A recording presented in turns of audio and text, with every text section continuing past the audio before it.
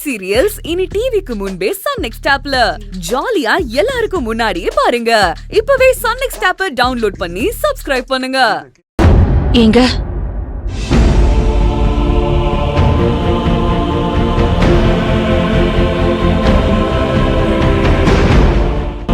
அப்பா, உங்களுக்கு உடம்பு சரியில்லாம போனதை கேள்விப்பட்டு நாங்க பாதி வழியிலே திரும்பி வந்துட்டோம். ஏங்க இப்போ உடம்பு எப்படி இருக்கு? கவலைப்படாத செல்வா, 2 நாள் மாத்திரை சாப்பிட மறந்துட்டேன். அதான் மயக்கம் வந்துருச்சு. சாரி, உங்க எல்லாரையும் டென்ஷன் பண்ணிட்டேன். இப்ப பரவாயில்ல. இனிமே உங்களுக்கு மாத்திரை கொடுக்கற வேலைய நான் தான் பார்க்கணும் போல இருக்கு. இனிமே நான் ஜாக்கிரதையா இருப்பேன். கவலைப்படாத. அப்பா, உங்களுக்கு மைல்டு அட்டாக் தான்ப்பா. சாயந்தரம் டிஸ்சார்ஜ் பண்ணிடலான்னு டாக்டர் சொல்லியிருக்காருப்பா. டேய், அவர் அப்படி சொல்ல சொன்னதே நான் தான்டா. அப்பா, நீங்க ரெஸ்ட் எடுங்கப்பா. அர்ஜுன், தேவியோட அப்பா அம்மா என்னவோ நாங்க கிளம்புன நேரம் சரியில்லை. இன்னொரு நாள் போறோம்ப்பா. சார், பேஷண்ட்டுக்கு ட்ரிப்ஸ் போடணும். எல்லாரும் கொஞ்சம் வெளியில இருக்கீங்களா? பாத்துக்கங்க, வாங்க போலாம். அப்பா, வெளியில இருக்கோம்ப்பா. சத்யா. மாமா, சார் ட்ரிப்ஸ் மாத்திடுறேன். மா, நானே நடிக்கிறேன், நீ எனக்கு மேல நடிக்கிறியம்மா. எனக்கு எதுக்கு ட்ரிப்ஸ்? சும்மா அப்படி ஒரு செட்டப். நீ போமா. ஓகே சார், பாத்துக்கோங்க.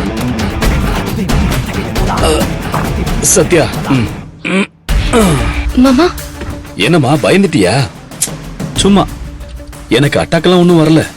நீ ஊருக்கு போயிடக்கூடாதுன்னு அப்படி நடிச்சேன். ஆனா டாக்டர், அவன் என் ஃப்ரெண்டுமா, நீ கவலையே படாத. நான் கெஸ் பண்ணிட்டேன் மாமா.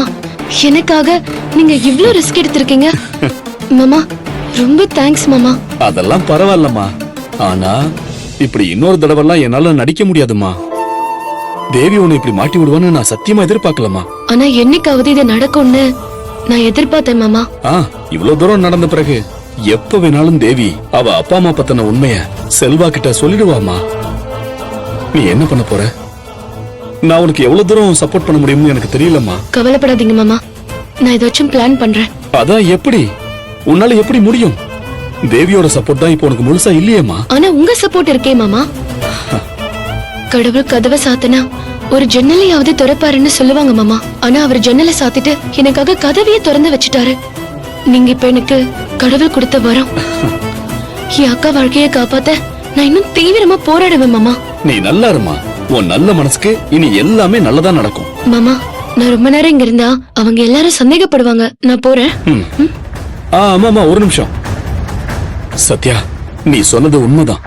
செல்வா திருந்தவே இல்ல. திருந்தின மாதிரி நடிச்சுக்கிட்டு இருக்கா.